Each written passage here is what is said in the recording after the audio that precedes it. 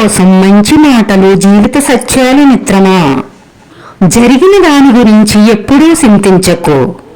ఎందుకంటే మనకు జరిగే మంచి మనకి ఆనందాన్ని ఇస్తే, జరిగిన చెడు మాత్రం మనకి అనుభవాన్ని ఇస్తుంది. గుర్తుంచుకోండి, ఆనందం కంటే అనుభవం చాలా గొప్పది. జీవితంలో ఓడిపోయానని బాధపడుతున్నారా? ఒక్కసారి ఓడి గెలిచిన చరిత్రలు చదవండి. ఈ ప్రపంచంలో చెడు బ్రతికిన వాళ్ళు ఉన్నారు, కానీ బ్రతికి చెడ్డవాళ్ళు లేరు. జీవితంలో మనం సాధించే అతి గొప్ప విజయం మనల్ని మనం తెలుసుకోవడం. ఇంకా గొప్ప విషయం ఏమిటి అంటే, మనం తెలుసుకున్న విషయానికి సంతృప్తి చెందడం. జీవితంలో నీకు శత్రువులు తయారవుతున్నారు అంటే వాళ్ళు సాధించలేనిది నువ్వు సాధిస్తున్నావు అని అర్థం. జీవితం ఎప్పుడూ సవాళ్లను ఇసురుతుంది. దాన్ని ఎదుర్కొని నిలిచిన వాళ్లే విజేతలుగా నిలుస్తారు. డబ్బును పట్టి స్థాయిని పట్టి ఎప్పుడూ గర్వపడకు. ఎందుకంటే జీవితం శదరంగం లాంటిది. ఆట ముగిశాక రాజు బంటు ఒకే పెట్టిలోకి చేరతారు. మనం పూర్తిగా ఆనందంగా ఉండలేకపోవడానికి కారణం మన దగ్గర ఉన్న దానిపై నిర్లక్ష్యం, లేని దాని పట్ల ఉన్న ఆసక్తి. ఇది నిజం కాదంటారా?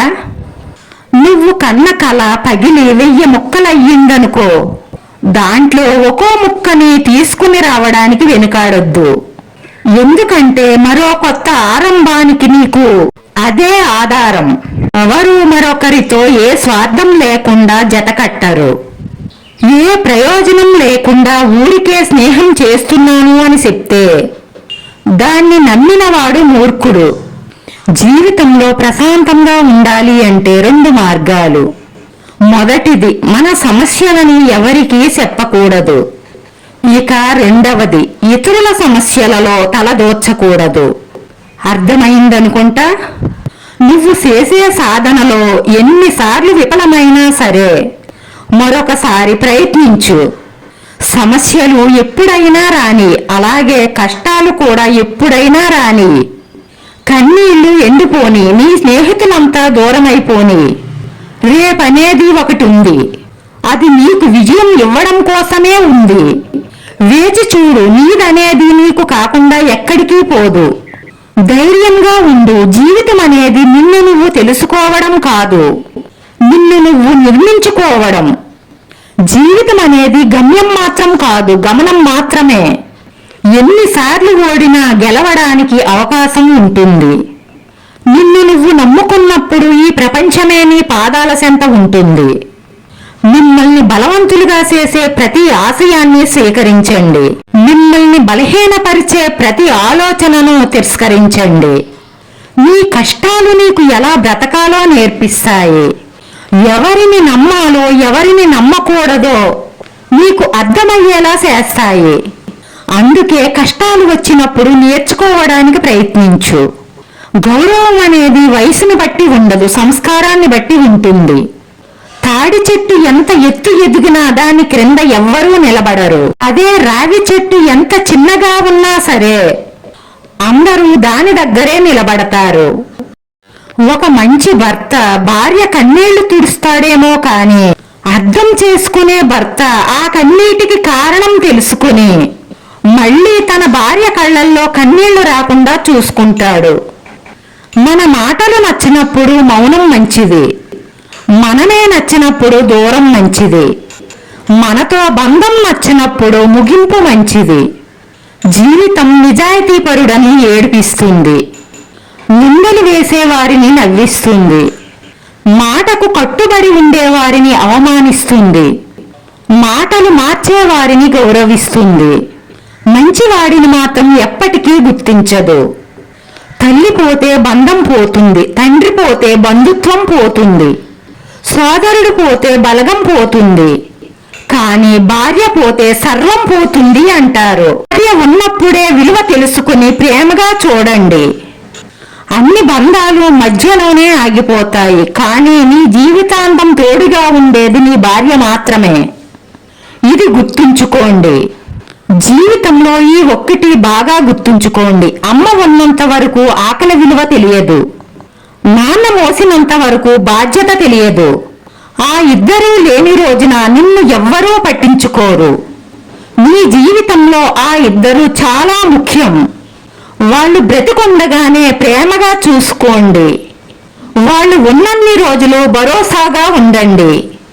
మనిషి డబ్బు ఉంటే సుఖంగా ఉంటాను అనుకుంటాడు. కానీ మనశ్శాంతి లేనప్పుడు అతని చేతిలో ఎంత డబ్బు ఉన్నా వృధానే. జీవితం శాశ్వతం కాదు, అలాగే డబ్బు కూడా శాశ్వతం కాదు. శాశ్వతంగా నిలిచేది మంచితనం మాత్రమే. జీవితం అనేది ఒక ప్రయాణం. అందులో ఎన్నో సమస్యలు, ఎన్నో కష్టాలు, ఎన్నో అవమానాలు, ఎన్నో ఇష్టాలు, ఎన్నో కలలు, ఎన్నో పరిచయాలు, ఎన్నో ద్వేషాలు, ఎన్నో ప్రేమలు, ఎన్నో ఆలోచనలు, ఎందరో స్నేహితులు, ఎందరో బంధువులు, ఎన్నో సంతోషాలు, ఎన్నో బాధలు, అలాగే ఎన్నో అనుభవాలు. అన్నీ కలిస్తేనే అది అందమైన జీవితం అవుతుంది. దేనికి నిరాశ పడకండి. ప్రతి దానికి ఒక సమయం అంటూ వస్తుంది. ధైర్యంగా ఉండండి. ఒకరి నీడలో ఎదగాలని ఎప్పుడూ అనుకోకండి. కష్టమైనా సరే సొంతంగా ఎదగడం అలవాటు చేసుకోండి. ఒక్కటి మాత్రం గుర్తుపెట్టుకోండి, నీడలో మొక్కలే ఎదగలేవు. మనుషులం మనం ఎదగలమా? వర్షాలు పడడం లేదని ఊళ్ళో వాళ్ళందరూ దేవుడి దగ్గరకు వెళ్ళారు. ఒక్కరు మాత్రం గొడుగు తీసుకుని వెళ్ళారు. అదే విశ్వాసం. మౌనంగా ఉండే మనిషితో జాగ్రత్తగా ఉండండి. ఎందుకంటే వాళ్ళ లోపల మీకు తెలియని ఎన్నో రహస్యాలు దాచుకొని ఉంటారు. ఒకరి చేతిలో నువ్వు మోసపోయావు అంటే అది ఇతరుల తప్పు కాదు, నీ యొక్క అసమర్థతే. మోసాలను తిప్పికొట్టే తెలివిని పెంచుకో. ఏది నిజమో ఏది నిందో తెలుసుకునే అవగాహన శక్తిని పెంచుకో. 100 బిందులతో నీళ్లు పోసినంత మాత్రాన చెట్టుకు అమాంతం కాయలు కాయవు. అలాగే మనం ఎక్కువగా కష్టపడుతున్నాము కదా అని అన్ని పనులు క్షణాల్లో పూర్తయిపోవు. దేనికైనా సమయం రావాలి. మనిషికి సహనం కావాలి. మనసులో ఒక ఆలోచన పుట్టి దాన్ని నమ్మగలిగితే తప్పకుండా విజయం సాధించగలుగుతావు. మీ ఆలోచనల పట్ల విశ్వాసంతో ఉండండి. మీరు పడ్డ చోట నుంచే పరుగును మొదలుపెట్టండి. పర్వతం ఎత్తును చూసి భయపడితే శాశ్వతంగా క్రిందే ఉండిపోతాము. అదే సాహసించి ఒక్కొక్కడుగు ముందుకు వేస్తే ఎప్పుడో ఒకప్పుడికి శిఖరానికి చేరతావు. నువ్వు ఏ పని చేసినా సరే ఎవరో ఒకరు రాళ్లు విసురుతూనే ఉంటారు.